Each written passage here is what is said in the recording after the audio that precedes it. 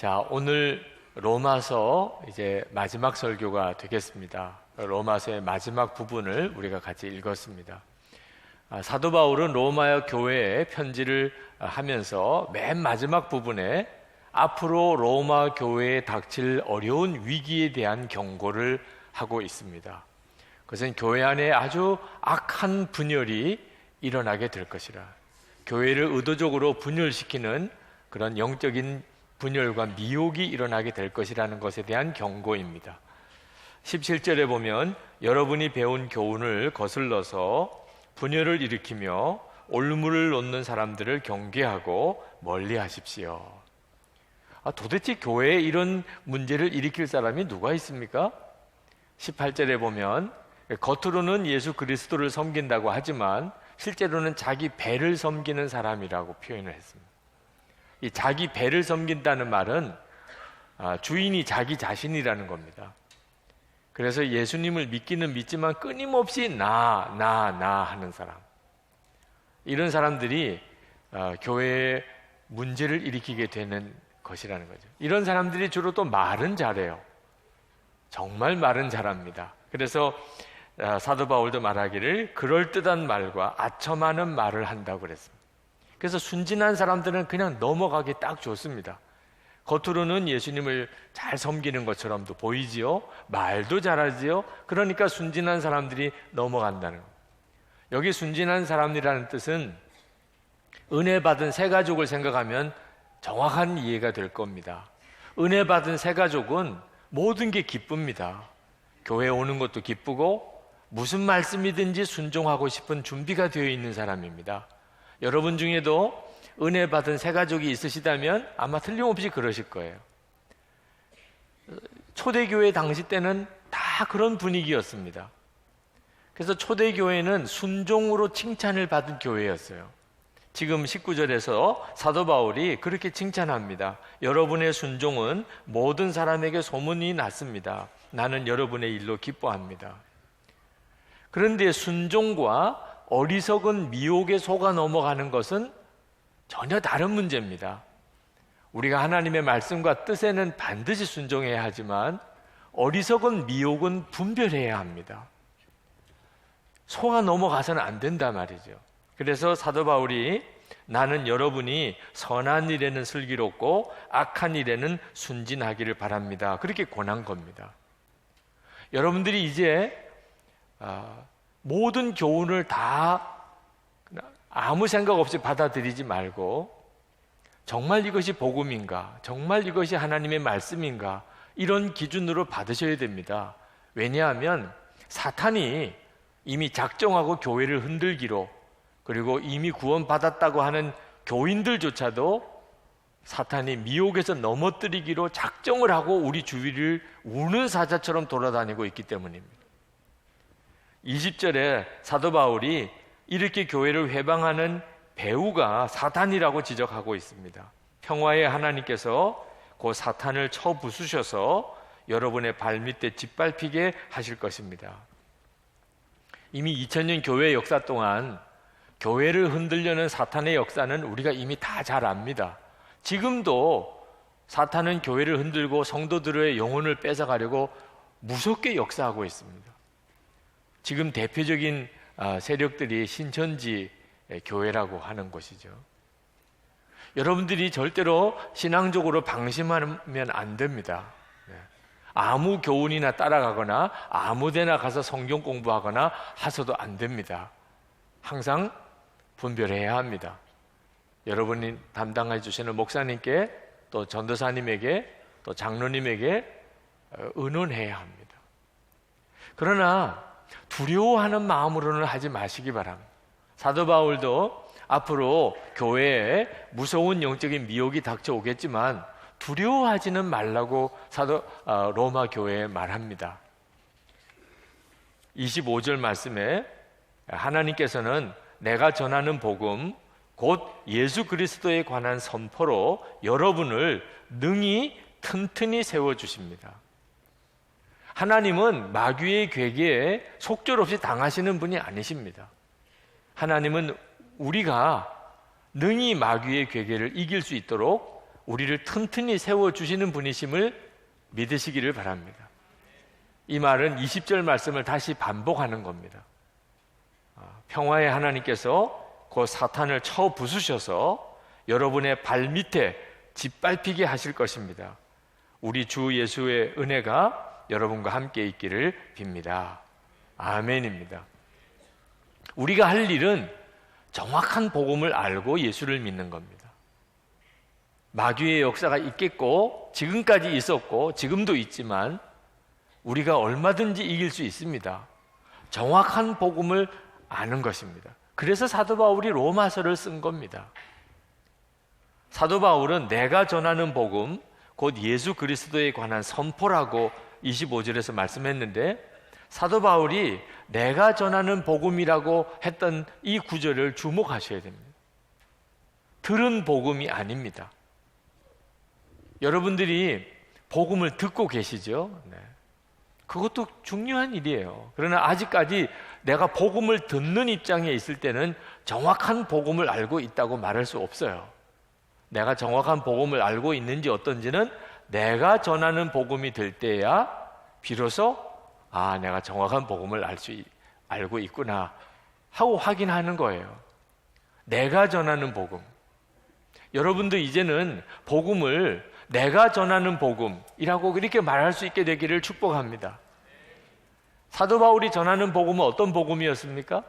예수 그리스도이셨어요. 내가 전하는 복음 곧 예수 그리스도에 관한 선포라. 복음은요, 예수 그리스도세요. 복음을 교리로 이해하면 안 됩니다.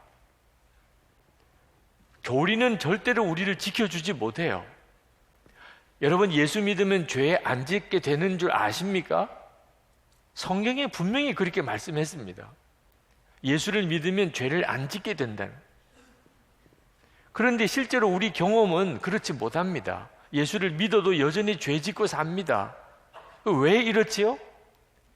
내가 복음을 잘못 알고 있기 때문에 그렇습니다. 복음을 교리로 알고 있으면 우리는 죄 안 짓고 살 수 없습니다. 복음은 예수 그리스도세요.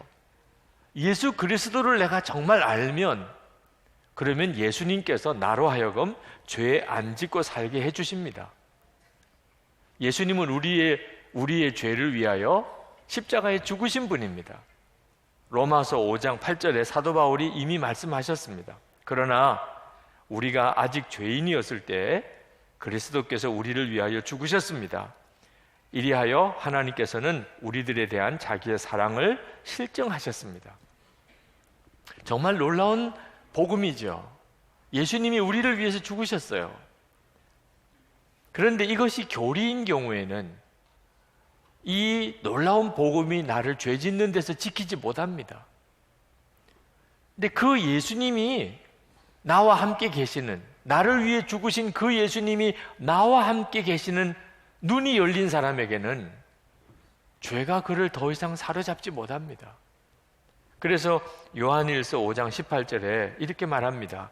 하나님께로부터 난 자는 다 범죄하지 아니하는 줄을 우리가 아노라. 하나님께로부터 나신 자가 그를 지키심에 악한 자가 그를 만지지도 못하느니라. 이것이 복음입니다. 하나님께로 나신 자 예수 그리스도가 나를 지키시는 것. 교리는 우리를 죄 짓지 않게 만들지 못하지만 나와 함께 계시는 예수님은 나를 죄 짓지 않게 만드십니다. 여러분은 이 속죄의 복음을 교리로 알고 계십니까? 예수님 그분으로 알고 계십니까? 어느 목사님이 어린 아들을 매를 대야 될 때가 됐어요. 도무지 말을 안 듣습니다. 그래서 벼르다가 매를 들었어요. 너 맞아야 되겠다.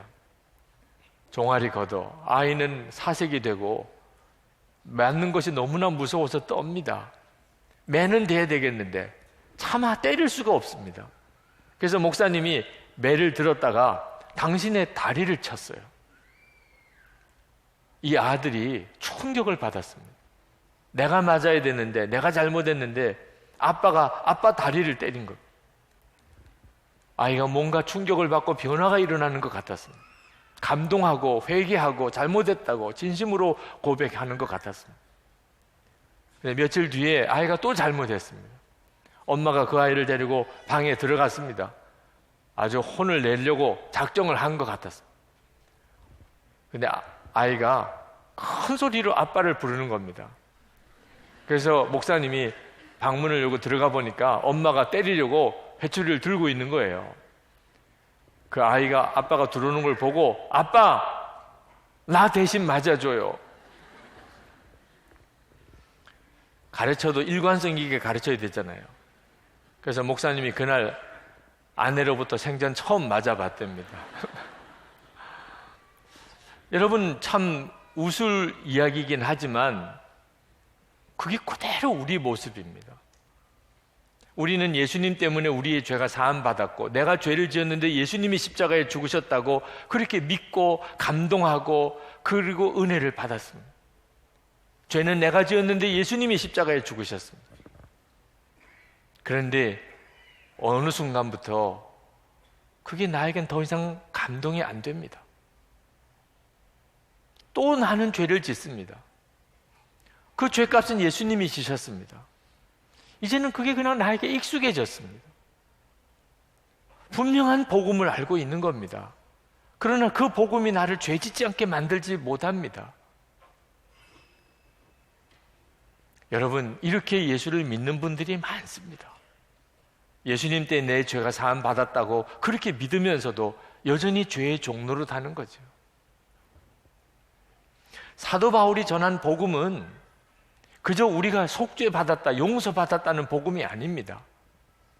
그 예수님과 우리가 연합하여 하나가 되었다는 것, 십자가에서. 로마서 6장 4절 말씀에 이렇게 말씀합니다. 그러므로 우리는 세례를 통하여 그의 죽으심과 연합함으로써 그와 함께 묻혔던 것입니다. 그것은 그리스도께서 아버지의 영광으로 말미암아 죽은 사람들 가운데서 살아나신 것과 같이 우리도 또한 새 생명 안에서 살아가기 위함입니다. 오늘 네 분이 세례를 받았습니다.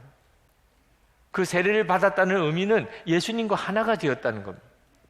하나가 되었다는 의미는 예수님이 십자가에 죽으실 때 그도 죽었다는 겁니다. 그리고 예수님이 부활하심으로 그가 부활의 생명으로 다시 살게 되었다는 것을 말하는 것이 세례입니다. 우리가 세례를 받았다면 우리는 예수님과 함께 연합하여 십자가에서 같이 죽었고 예수님과 함께 부활의 삶을 살고 있는 겁니다. 이것이 복음입니다. 이것을 한마디로 요약해서 나는 죽고 예수로 사는 사람이라고 그렇게 요약한 겁니다. 자, 로마서 강해가 이제 끝나는데 여러분에게 쪽지 시험을 보겠습니다. 네. 쪽지가 없으면 손바닥에다가 쓰셔도 됩니다. 자, 여러분 이제 로마서를 다 들으셨는데 나는 죽었습니다. 고백할 수 있습니까?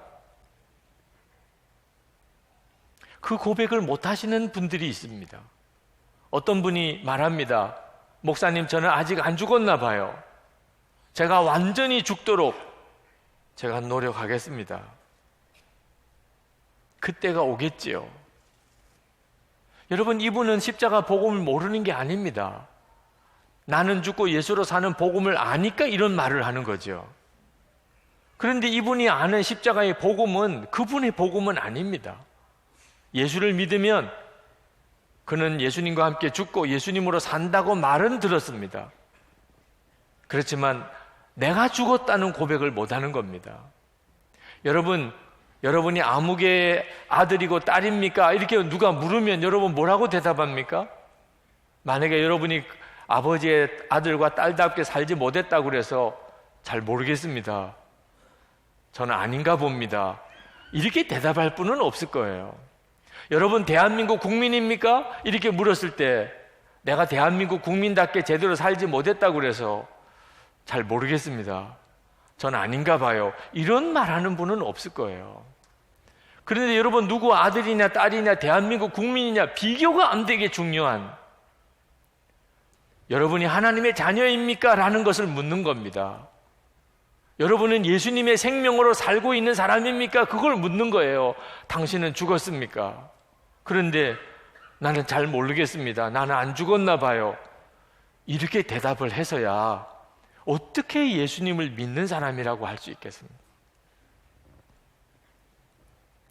나는 죽었다는 말은 육신이 죽었다는 말이 아닙니다. 많은 사람이 내 속에 혈기와 성질과 욕심과 음란이 여전히 역사하고 있어서 나는 안 죽었나 보다고 말합니다. 여러분, 육신이 죽으면 이 자리에 오지도 못합니다. 무덤 속에 들어가야죠. 여러분이 죽었다는 것은 육신이 죽은 게 아니고 육신의 종로로 타는 옛사람이 죽은 겁니다. 여러분의 육신은 그냥 있습니다. 성질, 혈기, 욕심, 음란, 거짓, 여러분의 육신 속에서 계속 역사합니다. 그것이 있다고 해서 여러분이 안 죽은 게 아닙니다. 그 육신에 따라 종로를 타던 옛사람은 예수님과 함께 죽은 겁니다. 이제 예수님이 부활하신 그 생명으로 여러분이 삽니다. 그래서 여러분이 육신을 따라 살지 않고 주님을 따라 사는 자가 된 겁니다. 오늘 예배 오신 것이 그 증거 중에 하나 아닙니까? 여러분이 진짜 로마서를 읽었고 로마서의 말씀을 들었고 복음을 들었다면, 그렇다면 당신은 죽었습니까? 라고 물을 때 아멘 하고 대답이 나와야 그게 믿는 겁니다. 아는 것이 아니고 믿는 거예요. 그게 바로 이제 나의 복음이 되는 겁니다. 그게 내가 전하는 복음인 것입니다. 이 복음이 분명하지 않으니까 우리의 삶이 엉망진창이 되는 겁니다. 나는 죽고 예수로 사는 이 복음에 분명히 서지 않으니까, 이 고백을 분명히 하지 않으니까 교회 안에서, 가정 안에서 서로 싸우는 일도 생기는 겁니다. 겉으로는 주의 종이라고 하면서도 실제로는 자기네 배를 섬기는 사꾼 목사도 나오는 겁니다. 사도 바울이 전하는 복음은 단순한 교리가 아닙니다. 사도 바울 자신의 삶에서 실제로 검증된 복음입니다. 로마서 7장 14절에서 25절까지 보면 사도 바울의 옛사람의 고백이 나옵니다. 사도 바울이 얼마나 죄 덩어리였는지. 로마서 7장 14절에 이렇게 말합니다. 나는 육정에 매인 존재로서 죄 아래 팔린 몸입니다. 그러면서 쭉 자기가 죄에 짓고 살 수밖에 없는 존재인 걸 탄식하고 24절에 가서는 나는 비참한 사람입니다. 누가 이 죽음의 몸에서 나를 건져주겠습니까? 완전한 절망입니다. 옛사람으로 사는 사람은 절망입니다. 죄 안 짓고 싶어서 안 지을 수 없습니다. 그런데 그 다음 절에 갑자기 바뀝니다. 25절에 우리 주 예수 그리스도를 통하여 나를 건져주신 하나님께 감사를 드립니다. 구원을 노래하고 있습니다. 도무지 자기 힘으로는 죄를 이길 수가 없었는데 예수 그리스도께서 자기를 그 죄에서 건져내신 겁니다. 그가 이 복음을 증거하고 있는 거예요. 로마서에서 내가 옛사람이 예수님과 함께 죽었음을 믿을 때, 이제 예수님이 내 생명임을 내가 믿을 때 예수님이 나를 죄에서 건져내시더라는 것. 이것이 여러분의 고백일 수 있게 되기를 축복합니다. 그때 하나님의 사랑이 부어집니다. 나는 죽고 예수로 사는 믿음이 분명한 사람에게 하나님의 사랑이 부어집니다. 성령 안에서 내가 하나님의 자녀가 되었다는 믿음이 생기기 때문입니다. 로마서 8장 15절에 너희는 다시 무서워하는 종의 영을 받지 아니하고 양자의 영을 받았으므로 우리가 아빠 아버지라고 부르짖느니라. 여러분이 예수님을 진짜 믿게 되면 여러분이 하나님이 나의 좋으신 아빠가 되셨다고 하는 믿음이 생깁니다. 이것이 양자가 되었다는 뜻입니다. J.I. 패커는 하나님을 아는 지식이라는 책에서 하나님의 은혜를 정확히 이해하려면 양자가 된 것이 무엇인지, 입양을 받은 자의 심정을 알아야 한다. 그건 정확한 이야기입니다. 여러분, 입양을 받은 심정을 아십니까? 자, 로마서 강해 설교를 이제 마치면서 여러분에게 묻습니다. 여러분은 정확한 복음을 알고 계십니까?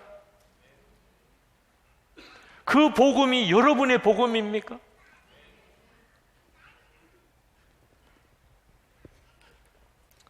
우리는 복음이 정말 사람을 변화시키는지에 대해서 의심을 하고 있는 시대에 살고 있습니다. 예수 믿는 사람은 그렇게 많은데 진짜 변화된 사람은 누가 있느냐, 이렇게 말하는 시대에 우리는 살고 있습니다. 그게 우리 자신의 이야기일 수도 있습니다. 그러나 그것은 복음에 문제가 있기 때문입니까? 정확한 복음을 알고 믿고 있지 않기 때문이지요.